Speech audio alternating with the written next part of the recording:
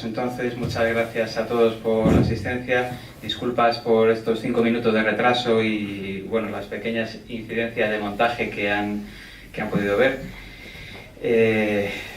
Hago las labores de presentación yo, porque nuestra querida presidenta Pilar Altamira se encuentra convaleciente de una operación. Afortunadamente ha salido muy bien, pero estará unos días sin poder asistir. Me ha pedido que me encargue de esta función. Hoy con nosotros, para el debate jurídico que vamos a emprender, que tiene como título Juzgar a los jueces, están con nosotros 3 juristas del máximo prestigio. Tenemos a don Antonio García Noriega. Don Antonio García Noriega es doctor en Derecho Constitucional por la UNED y premio extraordinario de doctorado. Es un especialista en Derecho Internacional y en Derecho Constitucional. Licenciado en Derecho por la Universidad Complutense en 1979, diplomado en Estudios Avanzados en Derecho Constitucional por la UNED también, experto en Prevención y Gestión de Conflictos Internacionales por la Universidad Carlos III de Madrid y la Escuela de Guerra del Ejército. Abogado en ejercicio desde 1980, está o ha estado incorporado en distintos colegios profesionales, Barcelona, Guipúzcoa, Madrid, Segovia, Tenerife. Presidente de la Cámara de Comercio e Industria Hispano-Ecuatoriana, cónsul del Ecuador en Bilbao, observador internacional en Irak y en Honduras. Pertenece o ha pertenecido a un sinfín de organizaciones jurídicas internacionales como la IBA, International Bar Association, el Instituto de Arbitraje Marítimo del Mediterráneo, la Interamericana de Abogados. Bueno, no voy a aburrirles con más. Además es académico de número de la Academia Interamericana de Derecho Internacional Comparado, profesor visitante de la Universidad de las Américas, miembro del Comité Científico de la revista Ratio Juris de la Universidad Autónoma Latinoamericana, representante de la FIA ante el Grupo de Acción Financiera sobre el Blanqueo de Capitales. Ha escrito diversas obras, entre las que mencionaré los límites a la libertad de expresión por motivos profesionales. Es uno de los temas en los que se ha centrado especialmente, en la libertad de expresión en el ejercicio de la abogacía. El blanqueo es otro de sus temas, de los temas en los que más ha trabajado. El blanqueo y antiblanqueo de capitales, la justicia enferma, etnias, identidad y nación. Y aparte ha participado en la obra colectiva que es una trilogía: Justicia, a Escena y Acción. En esta obra, que tiene como leitmotiv la interacción entre películas jurídicas y temas jurídicos especialmente fijados en la independencia judicial, él ha tratado sobre una obra, una película trascendental dentro del cine jurídico, que se llama Vencedores o Vencidos, que trata sobre los juicios de Nuremberg. Tratará principalmente su intervención sobre esta cuestión. Le acompañan además a izquierda y a derecha dos magistrados y amigos. A mi derecha está don Manuel Ruiz Lara. Don Manuel Ruiz Lara es magistrado, actualmente ejerce en los juzgados del Mercantil de Madrid, si no me equivoco, pero ha ejercido en los juzgados de este ámbito, de lo mercantil, en diversos lugares de España, en Barcelona y en Andalucía. Se define como idealista, soñador empedernido, con una convicción firme de que otro mundo es posible. Cree en la gente y en los principios, porque la conciencia no tiene precio ni engaño. Es apasionado del debate, que quiere implantar en cada calle, en cada sala. Por lo menos en esta sala ya se ha visto su pasión en los debates jurídicos que tuvieron lugar este verano. Y algunos ejemplos han sido fantásticos de su intervención y de su pasión por el debate jurídico y de la implantación de esta disciplina. Quiere convertir cada espacio en un ágora de discusión. A la derecha de don Antonio está nuestro querido amigo Jesús Manuel Villegas Fernández, también es magistrado, es secretario general de la Plataforma Cívica para la Independencia Judicial y actualmente es juez de violencia doméstica, de violencia contra la mujer, se llama así, contra la mujer en Madrid. Anteriormente ha sido juez instructor, concretamente su último destino fue Guadalajara, en donde llegó a ser decano de Guadalajara, miembro de la Sala de Gobierno del Tribunal Superior de Justicia de Castilla-La Mancha y coportavoz de la Asamblea General de Jueces, además de director de la revista digital Tempus Octobris. Es un apasionado de la independencia judicial, eso nos lo transmite en cada intervención que presenciamos. Y con este plantel, que creo que es fantástico y de un grandísimo nivel, pues doy la palabra a don Antonio García Noriega para que nos ilustre sobre la cuestión. En primer lugar, muchas gracias a ustedes, el público, por su presencia y al Ateneo por su acogida. Procuraré que en lo que de mí dependa pueda esclarecer las cuestiones que se planteen por ustedes, que seguramente serán las más interesantes. Pero por introducir el tema, entrando en el fondo, quizás lo primero sea explicar por qué escogí esta película y no otras. Lo hice porque Vencedores o Vencidos lanza muchos mensajes que tienen que ver con la independencia judicial, con la posición de los jueces en la política y frente a la política. No todos esos mensajes son igualmente explícitos, hay algunos muy claros, por ejemplo, el tema axial de la película, que es la colisión entre los valores personales del juez y lo que le manda juzgar el derecho positivo, o sea, la respuesta que le impone el derecho positivo cuando colisiona con la respuesta que daría su conciencia. Pero bueno, eso quizás, aunque parezca mentira, sería lo menos interesante para este debate. Hay otras cuestiones, hay una muy importante para mí, que pasa casi desapercibida durante toda la película y que florece al final.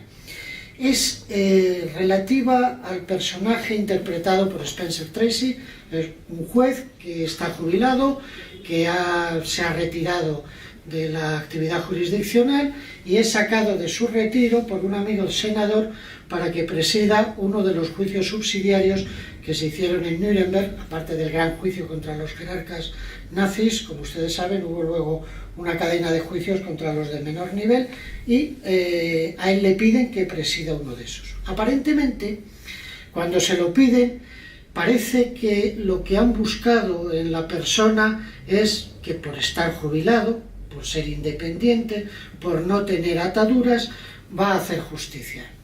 Al final de la película, lo que queda claro, y además se ve que el juez era consciente de ello, pero no se presta a ello, es que le han escogido porque se piensa que como es jubilado, como no tiene ataduras, etcétera, etcétera, se va a plegar fácilmente a la razón de Estado que está representada en el juicio por el fiscal militar. En definitiva, la lección que se puede sacar de esto creo que es obvia.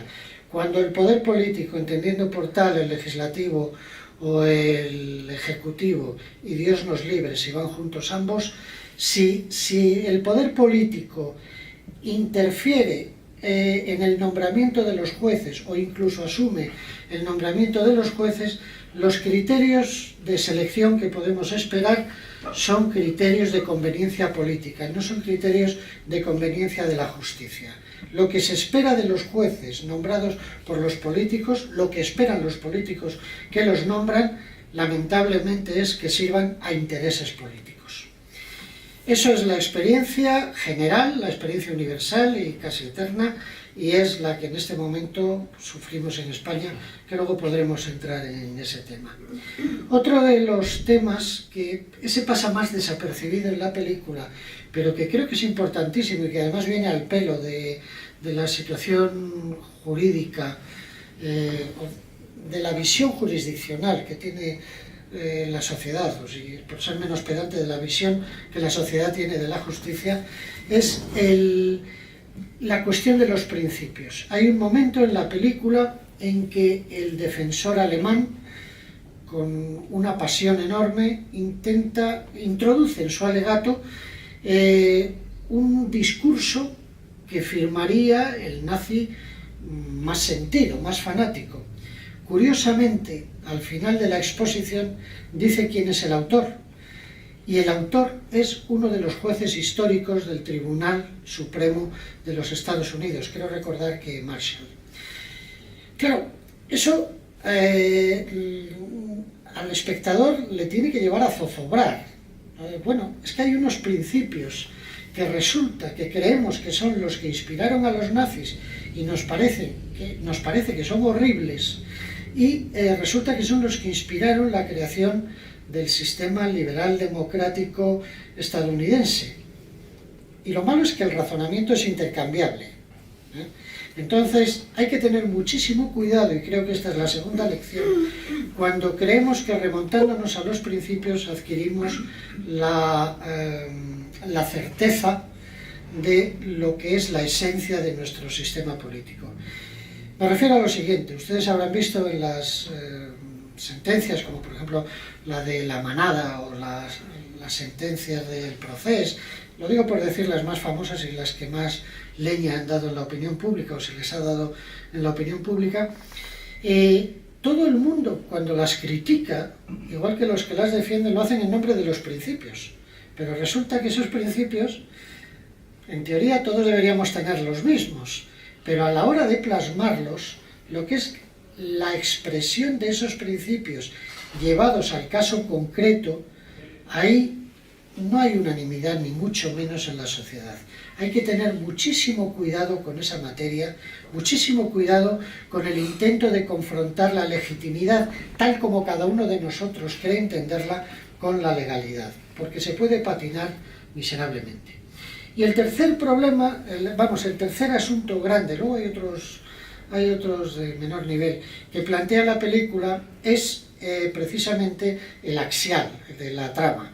Es la colisión entre la ética del juez y el derecho positivo. Hay que contar con que es una película estadounidense y por tanto el productor, el guionista, el director y el público al que va destinada tienen la mentalidad del derecho común, del common law. No sé si aquí hay muchos juristas o pocos, por si acaso hay algunos que no son, me permito unas pinceladas, si me lo permiten los juristas, para aclarar el tema.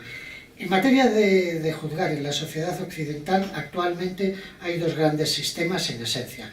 Uno es el continental, que deriva del derecho romano, que es el que se aplica en países como España, Alemania, Portugal o Italia, en que el juez está sometido a la ley, que puede interpretar conforme a sus valores y conforme a los principios que inspiraron esa ley, pero el juez no se puede salir del texto positivo. Sin embargo, en los sistemas anglosajones lo que se le pide al juez es que sea más que un intérprete, porque el juez no está limitado a tutelar los derechos previamente reconocidos por las leyes, sino que tiene que tutelar los intereses legítimos tal como él entiende que los pide esa sociedad. Por tanto, el juez en cierto modo es un creador, complementa el derecho, lo crea y lo hace con arreglo a su conciencia. Claro, son dos sistemas distintos, son dos sistemas que tienen que colisionar, pero en España está resuelto, hay muy poco margen de maniobra para los jueces. Aquí hay que agarrarse al derecho positivo y la jurisprudencia creativa tiene muy poquito espacio.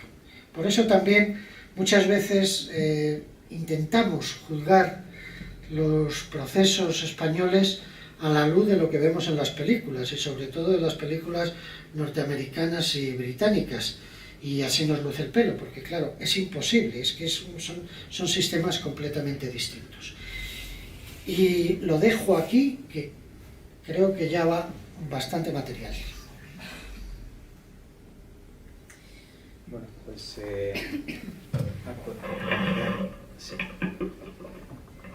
A continuación doy la palabra a uno de los magistrados. ¿Quién quiere agarrar los trastos? Manuel. Bueno, pues en primer lugar muchas gracias tanto al Ateneo como al público asistente por asistir a esta conferencia. Yo, aparte del juez de lo mercantil, soy también portavoz de la Plataforma Cívica por la Independencia Judicial. Esta es una organización que tiene por objeto la defensa de la independencia judicial, que al fin y al cabo es la defensa del Estado de Derecho, no como una serie de suerte de asociación corporativa que defiende derechos de los jueces, sino fundamentalmente defiende derechos de los ciudadanos, porque si los jueces no son independientes o se ven sometidos a determinadas presiones o a determinadas prebendas que puedan condicionar su independencia, nos estamos cargando en definitiva los derechos de cada uno de ustedes. Yo la película que elegí se llama Presunto culpable. Fundamentalmente tiene un sentido y tiene una relación directa con el régimen disciplinario de jueces y magistrados. Porque aunque les pueda parecer sorprendente, y aunque estemos en nuestro derecho, la configuración del régimen disciplinario de jueces y magistrados carece de cualquier tipo de garantía de preservación de los derechos constitucionales de cualquier juez y magistrado. Esto no se queda en la esfera interna de la carrera judicial, sino que afecta a cada uno de ustedes. Porque imagínense un juez que lleve una causa concreta de cualquiera en la que se estén dilucidando los derechos de cualquiera de ustedes, o una causa esté investigando una causa de corrupción, y durante la tramitación de ese procedimiento se le abre un trámite que hay en nuestro ordenamiento jurídico, en la Ley Orgánica del Poder Judicial, que son las diligencias informativas, para dilucidar si ese juez ha cometido alguna falta disciplinaria y si como consecuencia de esa falta disciplinaria se le puede suspender en el ejercicio de sus funciones, se le puede someter a un traslado forzoso o se le puede separar de la carrera judicial. Evidentemente, la apertura de un procedimiento disciplinario y un régimen disciplinario puede condicionar la independencia judicial, sobre todo cuando ese procedimiento disciplinario se utiliza para fines que no le son propios.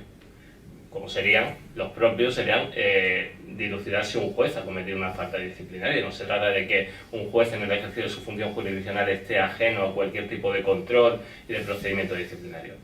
Lo que pasa es que muchas veces nuestro procedimiento disciplinario en la carrera judicial no funciona adecuadamente con aquellos jueces que sí han cometido una falta disciplinaria y sin embargo se utiliza para condicionar la independencia de determinados jueces por el simple hecho del ejercicio de su función independiente de la jurisdicción independiente. Esto se agrava si tenemos en cuenta que el Consejo General del Poder Judicial es elegido mediante una farsa política.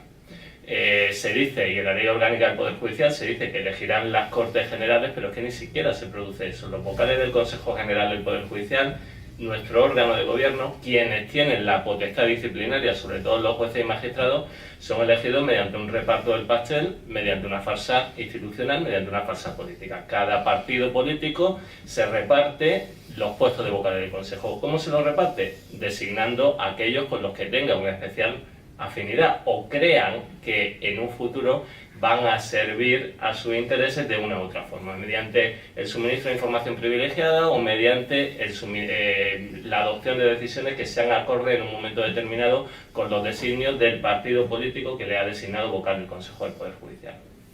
Un ejemplo palpable y evidente de todo esto es el actual presidente del Tribunal Supremo, Carlos Lembe Serrano, anterior director general del gobierno de Aznar y posteriormente formó parte de una comisión para la reforma de la Ley Orgánica del Poder Judicial, cuyos trabajos se desconocen, pero curiosamente a partir de esa comisión creada en teoría para que el Consejo fuese elegido por los jueces y quedase al margen del control político, surge un proyecto legislativo con el anterior ministro Gallardón que establece que ahora la designación íntegra de los 12 vocales del Consejo va a ser por los partidos políticos sin el filtro de las asociaciones judiciales. Yo, como magistrado, reúno 25 avales y me presento a vocal del Consejo. ¿De qué dependerá que me designen vocal del Consejo General del Poder Judicial? De que tenga algún vínculo con un partido político, que van a ser los que me nombren.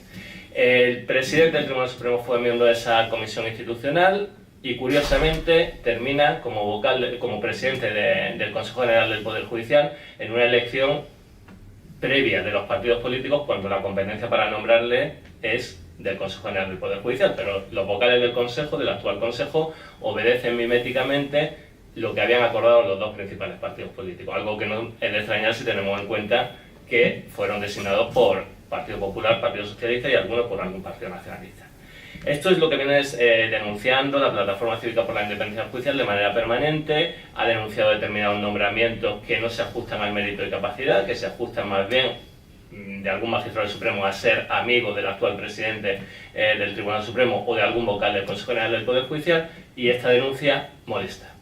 Y una forma de contraatacar a esa denuncia es, por ejemplo, abrir un procedimiento disciplinario frente a algún juez o magistrado que integra la Plataforma Cívica por la Independencia Judicial. ¿Con qué objetivo? Con el objetivo de procurar el silencio de esa plataforma incómoda a lo que se produce de manera bastante habitual en el Consejo General del Poder Judicial. Al presidente del Tribunal Supremo no le gustan particularmente las críticas a su función y a la falta de transparencia que se da, aunque él proclame la transparencia del Consejo, no hay transparencia en los nombramientos judiciales. Y a mí personalmente pues me abrieron efectivamente un expediente disciplinario tratando de imputarme algún tipo de falta disciplinaria por una serie de debates universitarios que yo organizaba y que lo realizaba de forma altruista. Bueno, no solo no recibía ningún tipo de retribución, sino que encima pues a la Plataforma Cívica y a mí pues nos costó económicamente sufragar un viaje a universitarios para que debatiesen en París y en Bruselas. Esto se ha venido realizando, han venido numerosos magistrados que han ejercido de jurado, etc. A mí me abrió un procedimiento disciplinario. Evidentemente el motivo de la apertura del procedimiento disciplinario era absolutamente surrealista. O sea, no era el investigar si yo ejercía algún tipo de actividad incompatible, sino era una forma de efectuar un toque de atención para que en un futuro yo particularmente, la Plataforma Cívica, se lo pensase dos veces a la hora de seguir efectuando una denuncia pública sobre nombramientos judiciales o sobre la farsa política que constituye el actual Consejo General del Poder Judicial. La configuración del régimen disciplinario adolece de cualquier tipo de garantía para el juez o magistrado. Hay un trámite de diligencia informativa en las que el promotor de la acción disciplinaria puede practicar cualquier tipo de diligencia sin intervención del juez o magistrado que está investigado. Imagínense que a cualquiera de ustedes le abren un procedimiento penal sin que ustedes tengan la posibilidad de aportar ningún tipo de prueba en su descargo, sin posibilidad de efectuar ningún tipo de alegación, que no tiene límite de duración máximo y que uno, cuando le abran esa diligencia informativa, o a usted en ese caso, si así fuese, si así estuviese regulado en nuestro ordenamiento jurídico un procedimiento penal, ustedes no supiesen exactamente por qué se le está abriendo la diligencia informativa, o el procedimiento disciplinario, o el procedimiento penal. De tal forma que se someten a una especie de causa general en el que se empieza a investigar una pequeña cosa y después empiezan a ver por dónde puedo cazarles de una u otra forma, imputándole algún delito en un procedimiento penal. Esto, por suerte, en nuestro ordenamiento jurídico y en lo que respecta al procedimiento penal no se produce, pero sin embargo en sede del procedimiento disciplinario se produce. A mí me abren esta diligencia informativa, empiezan a tratar de investigar, con un informe precocinado. Después, si quieren, me preguntan quiénes son los responsables concretos y yo les doy con nombre y apellido los responsables concretos de este expediente disciplinario surrealista. Tratando de investigar a ver si yo realizaba algún tipo de actividad incompatible con mi función jurisdiccional. Evidentemente, si quisiese lucrarme realizando una actividad incompatible, nunca organizaría un debate universitario, o sea, me dedicaría a otra cosa, a la empresa privada, para obtener ese lucro, pero vamos, tratar de lucrarse con unos universitarios particularmente absurdo. Y empiezan por ahí, después empezaron a alargar la diligencia informativa sin practicar ningún tipo de trámite procesal porque no sabían por dónde tirar. Pidieron incluso que por la juez decana en ese momento de Barcelona, porque yo estaba en Barcelona, se le facilitase todos los permisos que yo había pedido en los 2 últimos años y las vacaciones que había solicitado, para ver si alguno de los días que yo no estaba de permiso, pues había celebrado algún debate universitario y entonces me podían imputar otra falta disciplinaria, ya que no podían acreditar de ningún modo la falta disciplinaria que me estaban intentando imputar. Esto se alargó, pues casi 2 años y medio, con una cosa surrealista, sin practicar ningún tipo de prueba, sin que yo pudiese tampoco alegar ningún tipo de cuestión durante ese trámite de diligencia informativa. Dimitió el promotor de la acción disciplinaria en ese momento, supuestamente por razones personales, después de que en el interrogatorio que me hizo me preguntase específicamente que quiénes eran los autores de los informes de nombramientos que hace la Plataforma Cívica por la Independencia Judicial. O sea, no sé si esto se había convertido ya en una suerte de caza de brujas, a ver si usted me identifica quiénes son los otros magistrados que hacen estos informes de nombramientos críticos con el Consejo y a ver si lo apuntamos a una especie de lista negra para en un futuro podemos emprender algún tipo de acción disciplinaria. Bueno, dimitió el anterior promotor disciplinaria, hubo un promotor de la acción disciplinaria interino que abre expediente disciplinario, me cita otra vez a declarar, incluso cita a los universitarios a declarar cuando no tenía competencia, porque esto ni siquiera ningún ciudadano tiene la obligación de asistir ante el Consejo General del Poder Judicial porque no es un órgano judicial, no existe esa obligación legal por parte de ningún ciudadano. Incluso fue una universitaria allí a declarar, no obtuvieron ningún tipo de rédito para lo que ellos esperaban y finalmente el nuevo promotor de la acción disciplinaria archivó el expediente en concordancia con lo que solicitaba el teniente fiscal del Tribunal Supremo, en ese caso Navaja, que decía que no había ningún tipo de falta disciplinaria en ninguna de las actuaciones que se habían realizado.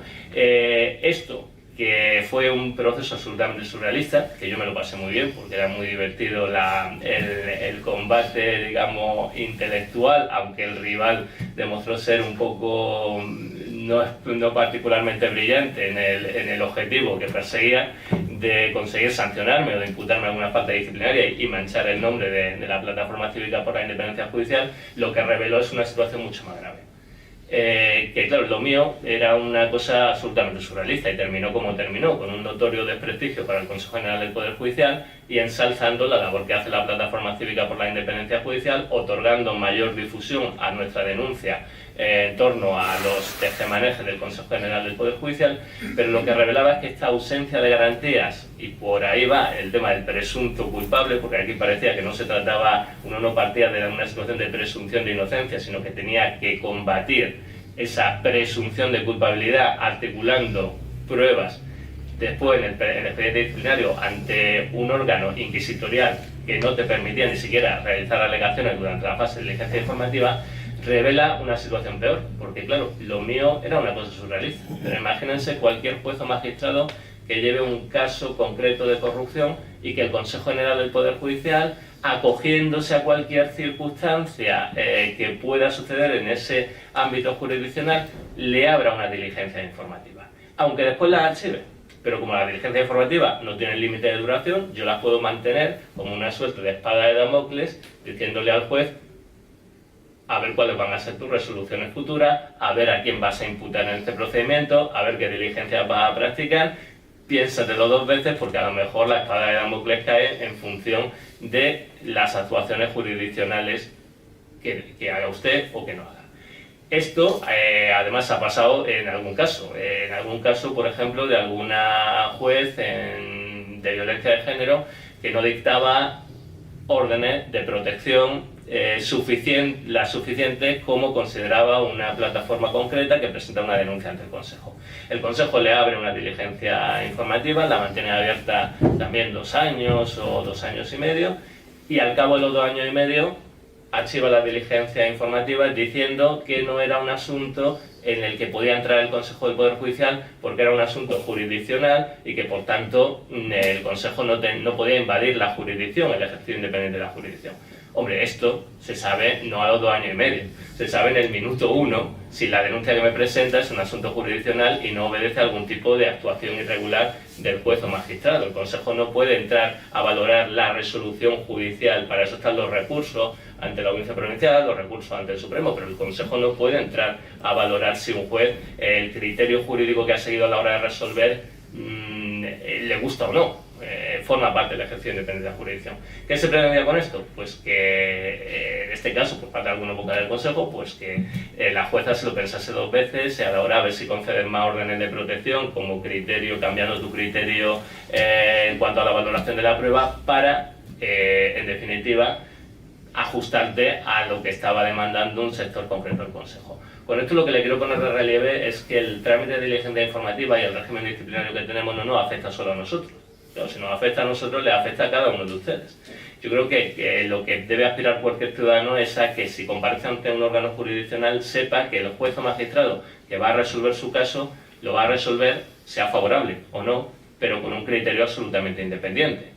La situación que tenemos actualmente es un peligro por 2 partes, porque por un lado tenemos las prebendas, la zanahoria que diría el actual presidente del Tribunal Supremo, que consiste en los nombramientos. Si te portas bien a lo mejor consigues ser vocal del Consejo, o a lo mejor consigues escalar en la carrera judicial, o que te concedan algún tipo de comisión de servicio desde el punto de vista jurisdiccional, competencia del Consejo, del órgano elegido mediante una farsa política, y si te portas mal, pues a lo mejor te puedes buscar en algún momento un procedimiento disciplinario que se te abre y después se archivará o no se archivará. Pero claro, nosotros vivimos, al fin y al cabo, somos como cualquier trabajador, como cualquier corrupción, pues veremos a ver qué tipo de presiones me veo sometido, no solo extrajudiciales, sino dentro de la propia carrera judicial y por vía de este régimen disciplinario del Consejo General del Poder Judicial. El Consejo, nosotros, a partir de esta situación surrealista que terminó en un notorio desprestigio para el Consejo, nosotros le tendimos el guante en el sentido de elaboren ustedes un régimen, un reglamento, que está dentro de sus competencias, para desarrollar ese régimen disciplinario, esa diligencia informativa, y garantizar los derechos, en fin, un procedimiento garantista conforme a lo que estamos en un Estado de Derecho. No solo le invitamos, sino que se lo hemos hecho. La respuesta del presidente del Tribunal Supremo, evidentemente, fue nula, por omisión. La misma respuesta que dio cuando aquí al lado, en el Congreso de los Diputados, 4 grupos parlamentarios le preguntaron que en su comparecencia anual ante las Cortes Generales, que cuál era el motivo de esas diligencias informativas que se habían abierto a un magistrado especialmente crítico con el Consejo General del Poder Judicial, que no parecía que la organización de debate universitario podía ser una actividad que fuese incompatible con el ejercicio de la función jurisdiccional, porque al fin y al cabo es una actividad, en todo caso, docente. Bueno, no era ni docente porque yo me limitaba a escuchar lo que los universitarios hablaban y después valorar sus intervenciones. La respuesta del presidente del Tribunal Supremo, haciendo honor a su habitual valentía, fue pues callarse y no decir absolutamente nada en torno a esa situación.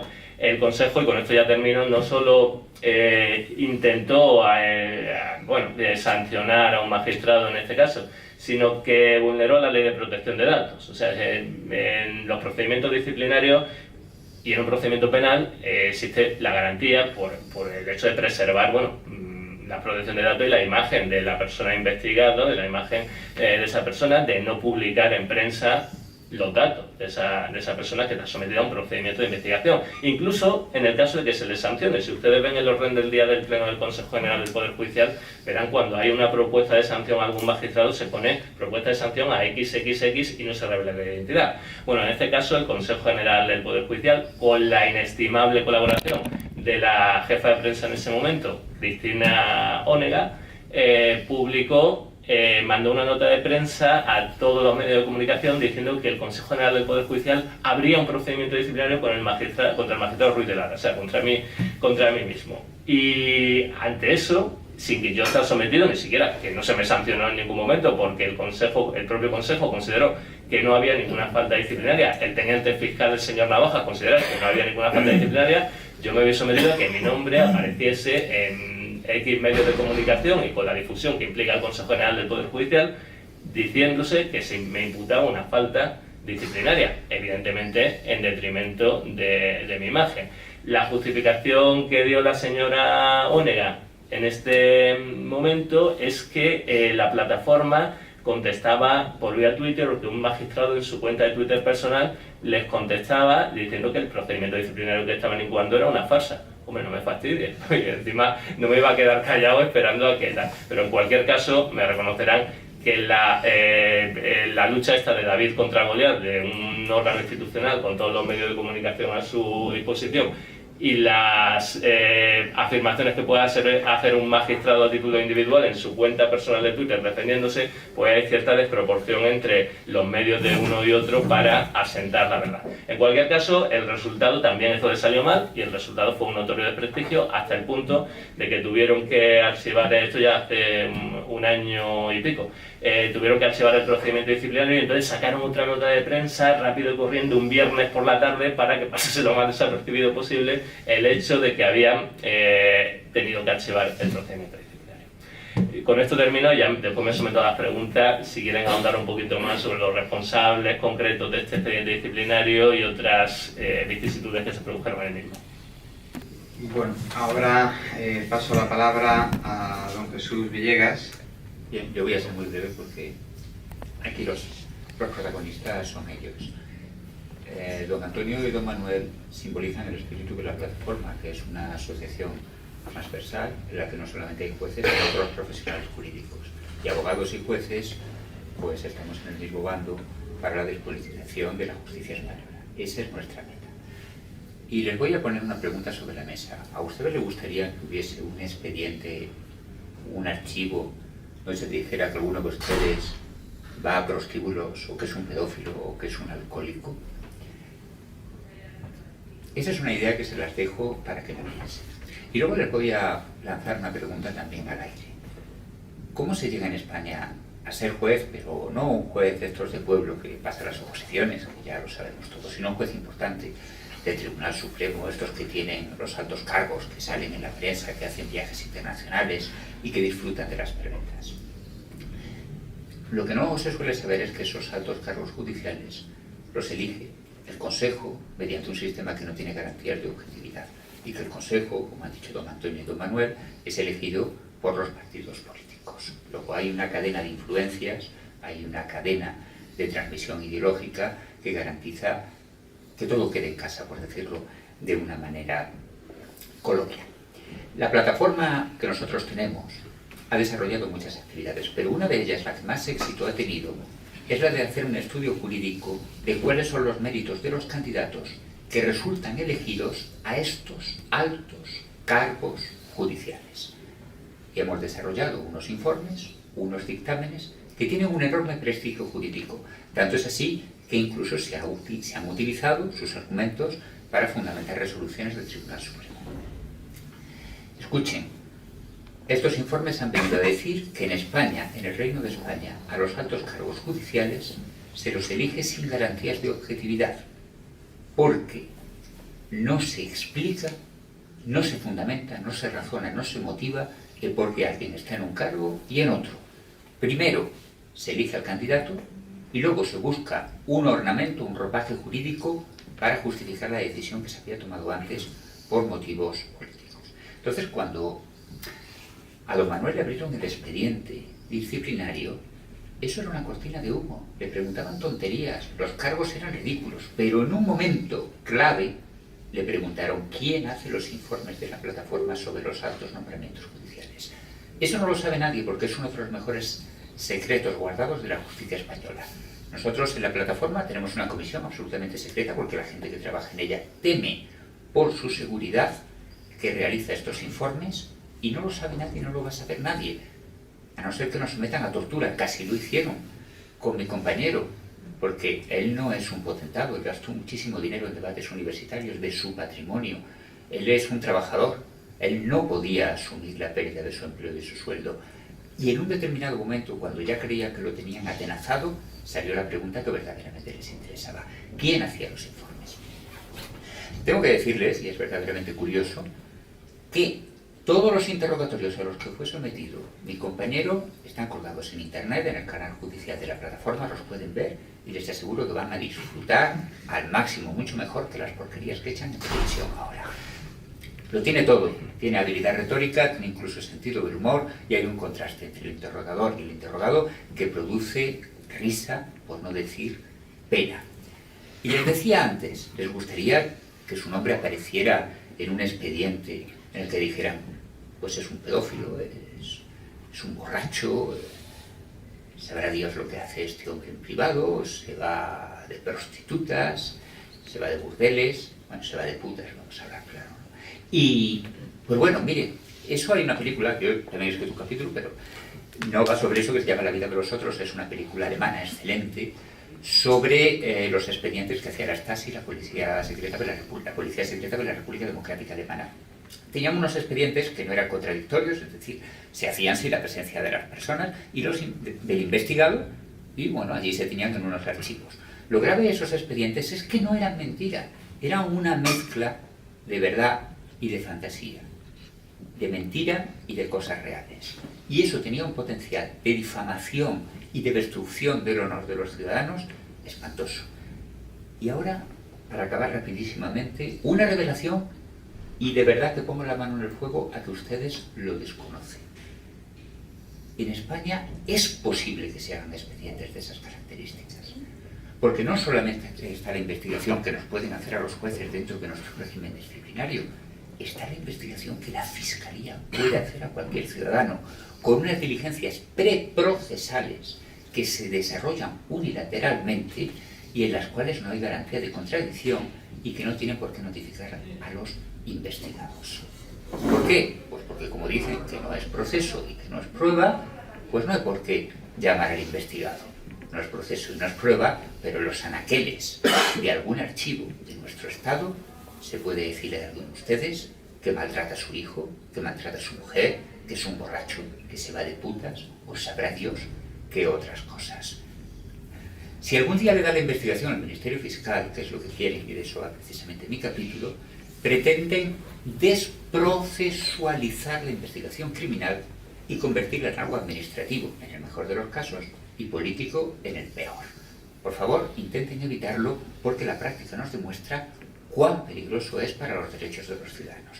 Y termino citando a don Antonio, que para mí es un maestro intelectual. Yo he tenido la suerte de estar con él en América y he aprendido muchísimo.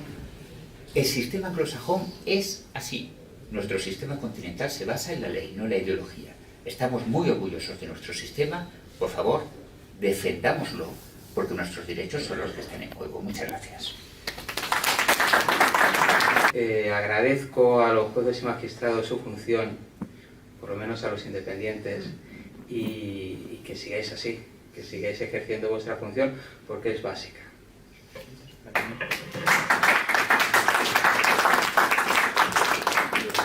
Sí, natural. Vale, ya terminamos, que don Antonio se tiene que volver, ha tardado 3 horas en el coche en venir. No sabe, de verdad no sabéis lo que le agradezco el esfuerzo. Muchísimas gracias al Ateneo, que ya tenemos una colaboración que viene desde hace mucho tiempo y se está institucionalizando. Para mí es un honor, un orgullo y estoy aquí tremendamente satisfecho. Gracias a los ponentes, que, como veis, de todo menos pelos en la lengua. Además de un nivel intelectual altísimo. Bueno, son 2 amigos míos que los admiro, no tengo palabras para decirlo. Y luego después don Marcos, miren, no se puede usted imaginar el miedo que le tengo a estos dispositivos. Nadie de los que estamos aquí aguantaría una conversación grabada y descontextualizada. En tu despacho, yo hablando con mis funcionarios, hablando con mi mujer, dirán, bueno, ¿y tan grave es que no ocurre en otros países?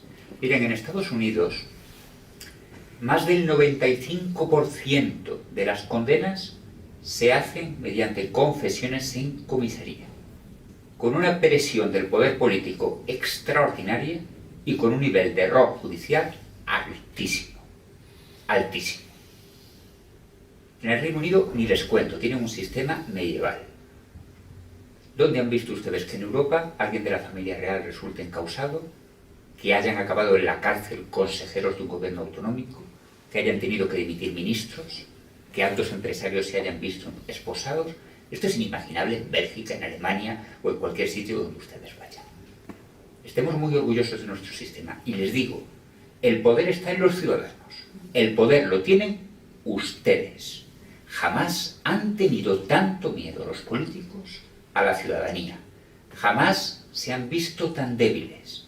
Jamás han estado ante un foco tan intenso de la opinión pública. No permitan, por favor, que politicen la justicia, porque es lo único que nos queda. Y decía mi compañero Manu, en realidad estamos hablando de los derechos de los ciudadanos. Pues mire, yo ya no les digo ni eso. Les hablo egoístamente. Les hablo de mi sueldo. Yo no soy rico, tengo que pagar una hipoteca. Por favor, protéjannos, porque si no, mañana nos podemos ver en la calle y de algo tenemos que comer. Muchísimas gracias.